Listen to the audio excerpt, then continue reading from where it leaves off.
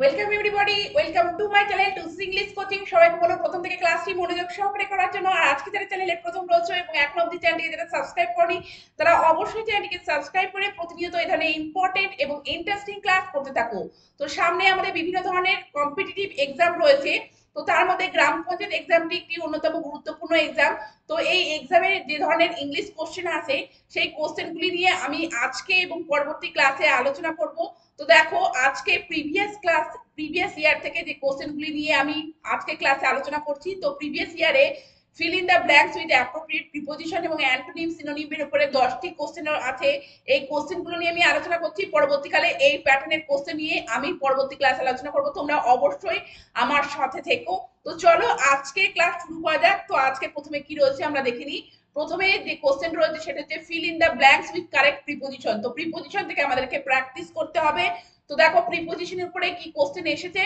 He is dash the phone right নাও, মানে সে এখন ফোনে, অর্থাৎ সে ফোনে কথা বলছে, এটা বোঝানো হচ্ছে। তাহলে he is talking on the phone. তো হি ইজ, তাহলে এখানে কি হবে, he is on the phone. এখানে অ্যাট, ইন বা টু কোনোটি হবে না, আমাদেরকে যেটি প্লেস করতে হবে number C option, he is on the phone right now. On এখানে প্লেস করতে হবে। অন প্লেস করার মাধ্যমে আমরা বুঝি যে কোনো কিছুর মাধ্যমে কথা বলা, সেক্ষেত্রে কিন্তু আমরা অন প্লেস করব। তারপরে দেখো আই হ্যাভ নো ডিজায়ার, আমার কোনো আকাঙ্ক্ষা নেই বা ইচ্ছা নেই ড্যাশ ফেম, অর্থাৎ খ্যাতির জন্য। তাহলে এখানে কি প্লেস করতে হবে, অফ না ফর না ইন না টু। তো দেখো আই হ্যাভ নো ডিজায়ার, ডিজায়ারের পরে যে প্রিপোজিশনটি আমাদেরকে প্লেস করতে হয় সেটি হলো for. I have no desire for fame. তো নাম্বার বি অপশন হচ্ছে কারেক্ট অপশন। তো তোমাদেরকে এখানে বি অর্থাৎ ফর প্লেস করতে হবে। I have no desire for fame.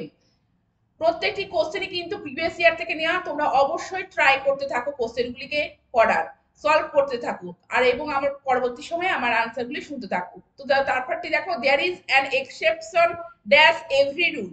There is an exception dash every rule, অর্থাৎ প্রত্যেকটি নিয়মেরই একটি ব্যতিক্রম থাকে। তাহলে টু না ফর না ইন না আপ। তো দেখো এক্সেপশন ব্যতিক্রম, তো এক্সেপশনের পরে যে প্রিপোজিশনটিকে আমাদেরকে প্লেস করতে হয় সেটি হচ্ছে টু। নাম্বার এ অপশন হচ্ছে কারেক্ট অপশন।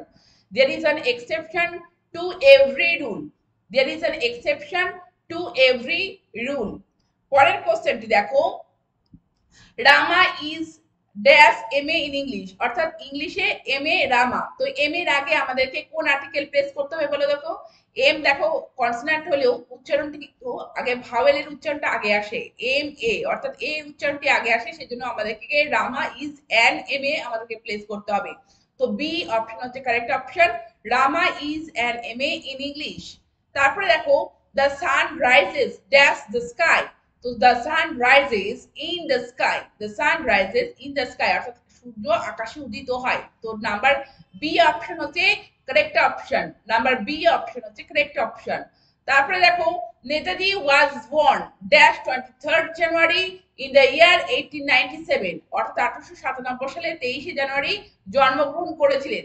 তো দেখো কোন ডেটের আগে আমাদেরকে কোন প্রিপোজিশন প্লেস করতে হয়, অ্যাট না ইন না অন না টু। দেখো আমাদেরকে প্লেস করতে হবে অন। তো নাম্বার সি অপশন হচ্ছে correct option, Netaji was born on 23rd January in the year 1897।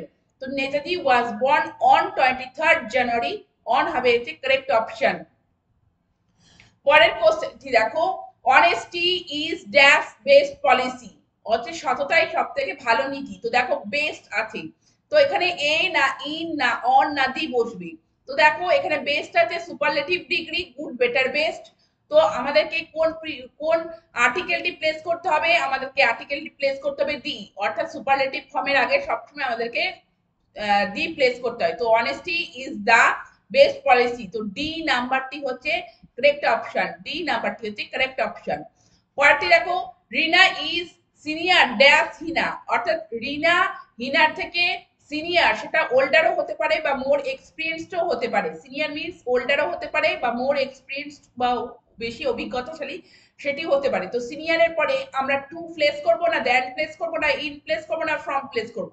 দেখো সিনিয়র বা জুনিয়র, তারপরে কিন্তু আমাদেরকে যে প্রিপোজিশনটিকে প্লেস করতে হয় সেটি হলো to. Rina is senior to Hina, Rina is senior to Hina. তো নাম্বার এ অপশন হচ্ছে correct option, Rina is senior to Hina. তো এ অপশন হচ্ছে কারেক্ট অপশন।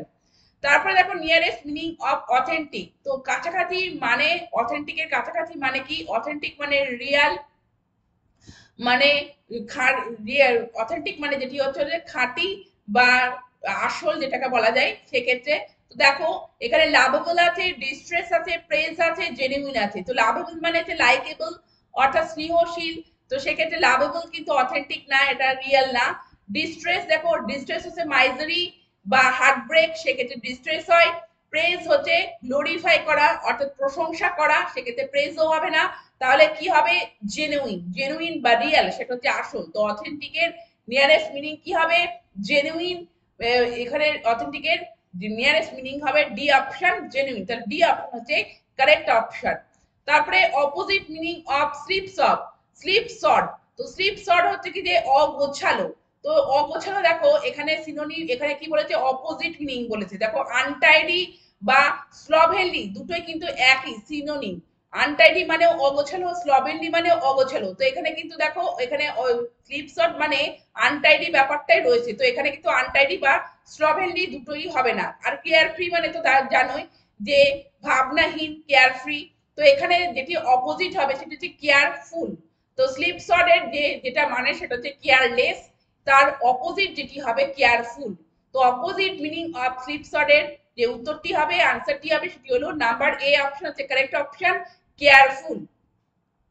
তো তোমরা দেখলে যে এখানে 10টা কোশ্চেন নিয়ে আলোচনা করা হলো। তো প্রিভিয়াস ইয়ারে এই 10টা কোশ্চেন এসেছিল, তো এই কোশ্চেনগুলি নিয়ে আজকে ক্লাস আলোচনা করা হলো। এই ধরনের প্যাটার্নের কোশ্চেন আমি পরবর্তী ক্লাসে আলোচনা করবো। তো তোমাদের ক্লাসটি কেমন লাগলো তোমরা অবশ্যই জানিও, এবং প্রতিনিয়ত এই ধরনের ইম্পর্টেন্ট ক্লাস করতে থাকো চ্যানেলটিকে সাবস্ক্রাইব রেখে। Thank you very much, thank you for watching this video.